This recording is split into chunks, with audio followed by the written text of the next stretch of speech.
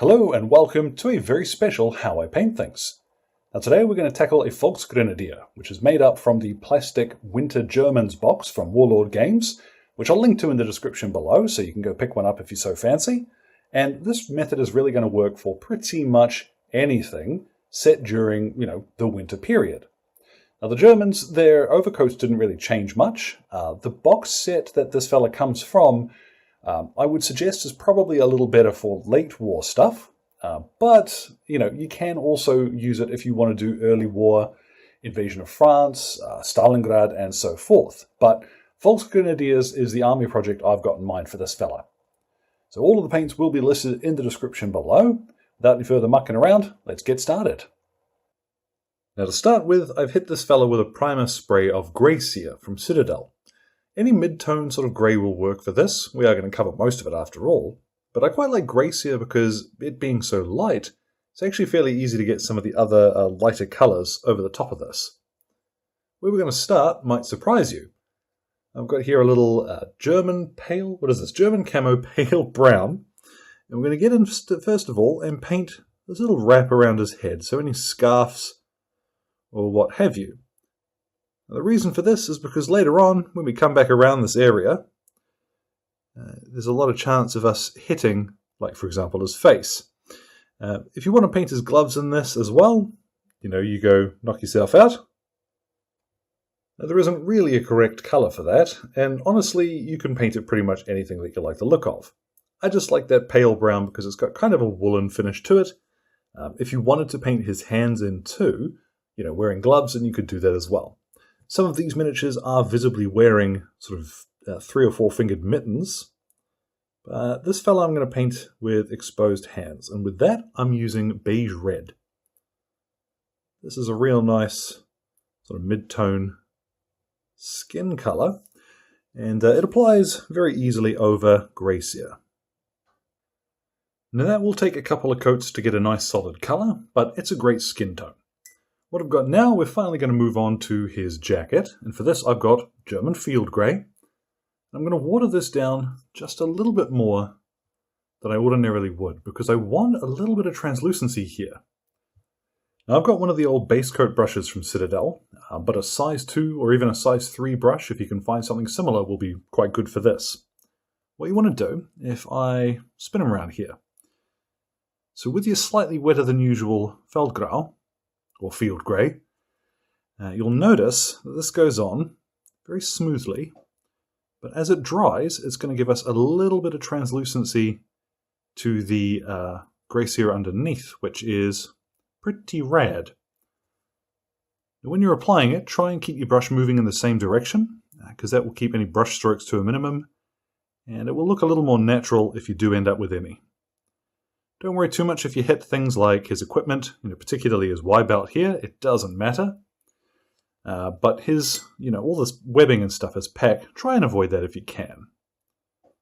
Let's come back and have a look at what one coat of field grey looks like. Now you'll notice how some of the primer is sort of showing through at the extreme edges, which is pretty handy. If you wanted a more solid colour, you can come back, of course, and just give that a second coat, but this is ideal for what I've got in mind. Now, because I have already done one video on painting grenadiers, and painting Feldgrau is field grey, whatever, it's the same method. You could use that style to paint this jacket, but I'm going to show you something different because, well, why not? There's a million and one ways you can do this. For this, we're going to turn to dry brushing. So you can see I've got my little makeup brush here. This is the winner. So I've got here Pastel Green, and you'll see it's a very light sort of green-grey.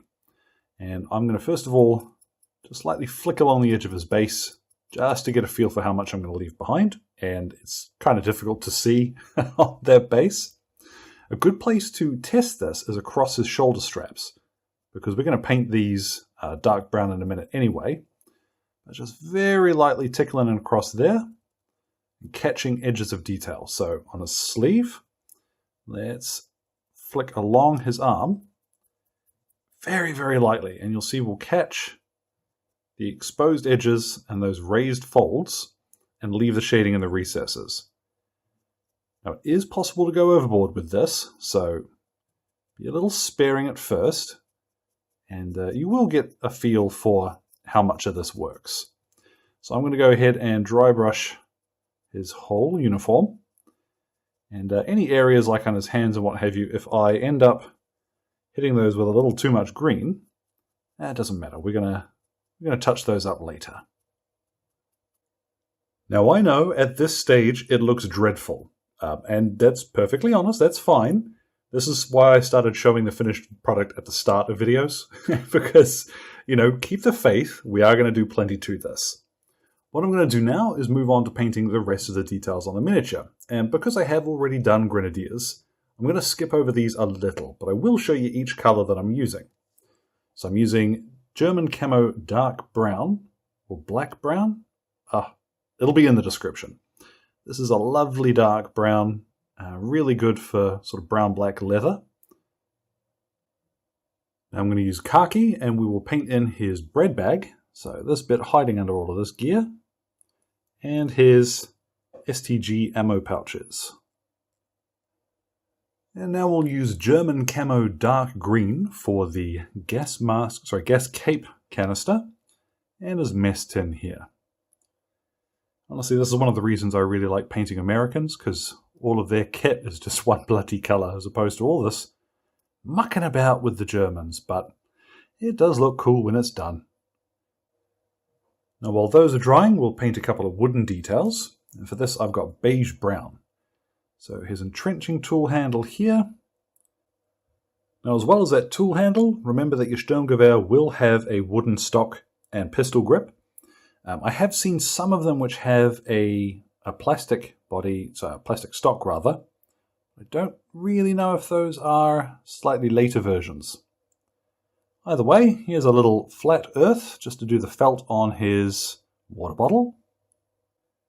And now using some leather brown, I don't want to alarm you, but I'm sure you can guess what we're going to be painting with a color like that. Alright, quick correction, we're going to paint these boots black. If they have the tone downs on the tops, you might paint those instead in a darker leather color like German Camo Black Brown. But these taller boots, turns out they would have been black, so whoops on that. At the same time, we just get some paint. We will paint in basically all the other little details which are black. So, top of his water bottle, straps on a couple of things, and of course, we'll black in the body of his rifle. Now honestly, at this stage, there's no reason you couldn't just leave his helmet as grey Seer. But what I'm going to do instead is I've got here German grey, and we're just going to paint in a couple of coats of this for that German helmet grey. But then I'll show you how to whitewash them. So let's just finish this off. Now it's important when you're using these shades that you do give them a really good shake before you use them. You want all of the fixins all mixed together properly. And I've got here Agrax Earthshade, to nobody's great surprise. And let's just start applying this fairly generously across the whole miniature. Now while you're applying it, if you get in the areas where it pulls a little more than you'd like, just pull it away with your brush and put it on somewhere else. And then we're going to give this about 30, probably 40 minutes to dry. Now once that shade is dried, this is what you'll have. And I'm actually quite happy with that. If you were in a real rush to get your reinforcements on the table, you could just varnish them, base them up, and get playing straight away. But we do want to go a little bit further with them, I think. But I'm going to show you how you can whitewash helmets. Now whitewashing was kind of a chalky mixture. And most soldiers like this over just painting the helmet white because you could rub this stuff off. You didn't have to repaint it again in the spring. So over the top of our helmet here, I've got some off-white. That's probably a bit much on my brush, actually. And I've watered this down. You'll see it's extremely thin in my brush there. So it's similar to a shade. You see we're getting this kind of gunky finish, which is fine. All I'm going to do is give one quick coat of this weird jank over the top. You see we get some of the sort of mottled grey underneath. Don't let it collect too much towards the base. But if it settles in the recess of the helmet, not too bad. Now before that's properly dried, you can wet a brush and start just blotching it a little bit more. Move it around as much as you like. And again, if you think you've got too much on, what you can do is water your brush down even more and start taking it off. Now once that's dried, if you like how that looks, there's not really a reason to do anything more to it. In honesty, you know, that's sort of how these things would look. But I'm going to go for a slightly fresher application here. So I've got here a little bit of off-white again, and I'm going to treat it a little more like an ordinary paint. So you'll see I'm just stippling this on around the top of the helmet. After a couple of passes around, once again, you could just leave it here. But I've got a little bit of German grey on the end of some packing foam here.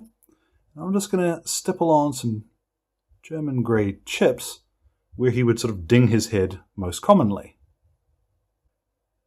Now it's a pretty simple method, but I think it's going to give you guys that really lived-in look, which is great for the field. What we'll do now is add just a little bit of warmth to his skin, and I'm going to start off by highlighting some areas with basic skin tone. Now after painting the backs of his knuckles and part of his face, I've got just a little mix of Reichland Flesh Shade with about half and half water in there. I don't want very much warmth back in the miniature, but just enough to tie these skin tones together. Now one last detail you can do is to grab yourself a dark gunmetal colour. I've got here, this is Iron Warriors from Citadel, and I really like this one. It's just off black, and I'm just going to draw some of the lines along the edges of the assault rifle here, just to add a little bit of colour to that. At the same time, you can also use this if you want to do any of the, what do you call it, buckles and what have you. Although again, this is starting to venture outside the realm of speed painting. And with those last couple of details finished off, I've gone ahead and painted his teeth in with some of that off-white. What I'm going to do now is hit him with a varnish. I'm going to use VALLEJO's matte spray. This is my favourite, but any old matte varnish will do the job here. Now that varnish will tie together some of those extreme highlights, and it really does a good job of just bringing everything together. It's a nice finish. What I'm going to do now is pop on quite a simple base, add a couple of suitably raggedy looking tufts. Then we'll grab my friend and yours, Valhalla Blizzard. Now this is a Citadel product, and I tend to find, if I can get it out of the pot, it's best to apply this fairly generously. So I've got a big old dollop of it here. I'm just going to smash it on. Make sure that you are working it into any grass tufts that you've got on there. But smear it around, and then once you've got it looking kind of how you like, get yourself a ragged old brush. I've got one lurking here. And you can use it to just sort of poke, get a slightly more natural finish to some of that snow cover. So I'm going to apply fairly big chunk of this to the other side as well, and then let's get a look at what this looks like once it's all dried. Goodness me. And yeah, it's all finished off. Now once that Valhalla Blizzard has dried, our False Grenadier is complete, and I'm actually really happy with that result. Personally, I really like the sort of battered and worn appearance that the dry brush highlights will give us for these big coats. It's a matter of taste, of course, so I will link to the other video, so if you want to have a look at some other ways that you can highlight Fellgrau, off you go.